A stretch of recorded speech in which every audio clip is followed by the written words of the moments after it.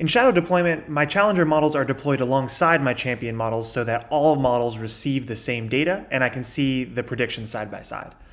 In order to deploy these, I go ahead and upload my challenger models in the same way that I did my champion, and then I can deploy them using the add shadow deploy option when building my pipeline. This takes my champion and the list of challenger models that I want to deploy. And so by changing just that one line, I now have my challenger models deployed alongside my champion and ready to be evaluated. And as I pass inferences to this new pipeline, I can see that in addition to returning the outputs of my champion model, I have the outputs of the challenger logged alongside them. This means that I can examine the historical data from both my champion and challenger models, plot them alongside one another, and see if there's a challenger that's performing better than my champion. If I decide that there is a challenger model that I want to promote into the champion role, then I can do that without incurring any downtime to my endpoint using the hot swapping functionality.